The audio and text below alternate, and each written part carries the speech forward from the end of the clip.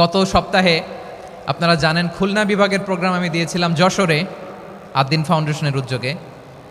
তো যশোরের প্রোগ্রামের এক ভিডিওর পেছনে আমাদের কিছু দিনী ভাইরা 6 বছর আগের এক অডিও ব্যাকগ্রাউন্ডে জুড়ে দিয়ে বিভ্রান্তি ছড়ানোর জন্য সোশ্যাল মিডিয়াতে ছড়িয়ে দিয়েছে।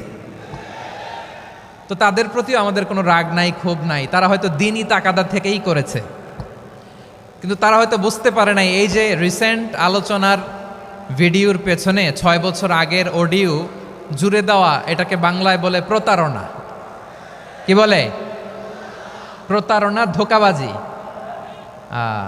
এখনকার আলোচনার ভিডিও আর ব্যাকগ্রাউন্ডে এডিট করে লাগিয়েছে 6 বছর আগের অডিও। এটারে প্রতারণা বলে, ধোঁকাবাজি বলে। আর বিশ্বনবী বলেন, মান গশানা ফালাইসা মিন্না, the person who deceives us he is not among us. যে আমাদেরকে ধোঁকা দেয় সে আমাদের অন্তর্ভুক্ত নয়। তো বিশ্বনবীর এই হাদিস তারা মনে রাখে না। তো এই জন্য শুধু বিশ্বনবীর প্রতি সাল্লাল্লাহু আলাইহি ওয়াসাল্লামের প্রতি সেরেফ ভালোবাসা আপনাকে বাঁচাতে পারবে না যদি বিশ্বনবীর আদর্শ আপনি গ্রহণ না করেন। তার জলজান্ত প্রমাণ, আবু তালেব বিশ্বনবীকে অনেক ভালোবেসেছেন আলাইহিস সালাতু ওয়াসসালাম। পলিটিক্যাল শেল্টার, ফিনান্সিয়াল শেল্টার, সব ধরনের শেল্টার তিনি দিয়েছেন, কিন্তু বিশ্বনবীর আদর্শ মানেন নাই। মুক্তি মিলবে?